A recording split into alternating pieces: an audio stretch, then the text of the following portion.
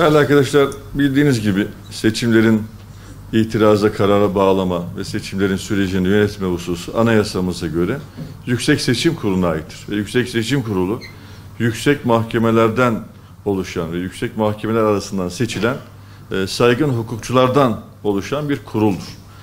Yüksek Seçim Kurulu kararını beğenirsiniz, beğenmezsiniz, elbette eleştirirsiniz.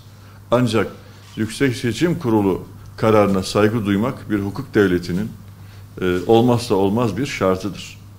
Elbette eleştiriler olabilir ama bu eleştirileri bir Yüksek Seçim Kurulu'nun saygın üyelerini hedef gösterecek şekilde isimlerini, soy isimlerini söyleyerek bir itibar cellatlığına dönüştüremezsiniz.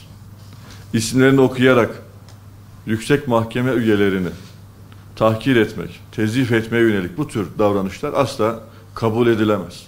Bir muhalefetin üslubuna da asla yakışmayan bir tavırdır. Bu üslup o yüksek mahkeme üyelerini alçaltmaz ama o üslubu kullanan kişilerin seviyesini ve seciyesini gösterir, alçaltır. Böyle bir şeyi asla kabul edemeyiz. Yüksek Seçim Kurulu 7 üye farklı karar vermiş, 4 üye farklı karar vermiştir. Ama bütün üyeler saygındır. Bütün üyelerin görüşleri ve kişilikleri itibara, saygınlığa elbette en güçlü bir şekilde sahip kişilerdir. Dolayısıyla görüşünü beğenmediğiniz, kararını beğenmediğiniz diye bir itibar cellatlığına, bir isimlerini okuyarak hedef gösterme ve alay etme asla hiçbir kimseye yakışmayan ahlaki sorumsuzluk örneğidir. Böyle bir şey asla kabul edilemez. Elbette Yüksek Seçim Kurulu kararını gerekçelerini verdikten sonra da hukuki olarak daha güçlü bir şekilde herkes itirazını, herkes eleştirisini yapabilir. Ama Yüksek Seçim Kurulu kararı herkesi bağlayan bir karardır. Nihai karar mercidir. Karar vermeden önce Yüksek Seçim Kurulu'na saygı duyuyorsunuz. Yüksek Seçim Kurulu kararlarına bağlayıcıdır diyorsunuz. Ama karar verilince, beğenince, kendi işinize gelince saygı duyacaksınız. İşinize gelmeyince saygı duymayacaksınız. Böyle bir şey olmaz. Karar sizin itirazınız doğrusunda da olsa, tersine de olsa bir hukuk devletinde bir siyasetçiye, bir hukukçuya, bir siyasetçiye düşen elbette karara saygı duymaktır.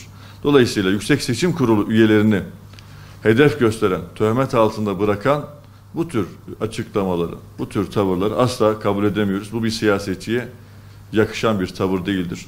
Burada Yüksek Seçim Kurulu bir karar vermiştir. Bu kararın sonucunda da mazbatayı alıp iptal etmemiştir.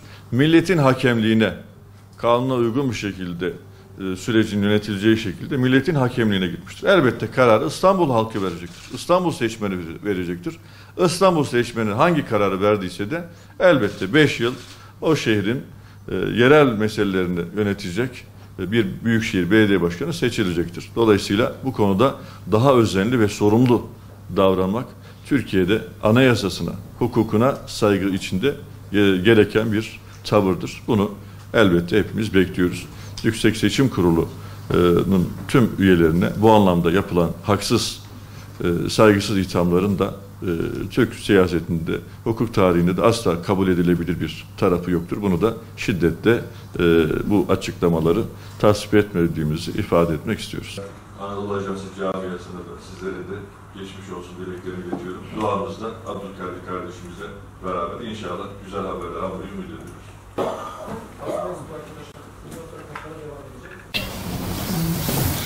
Basına kapalı. Eyvallah. Net çıksın.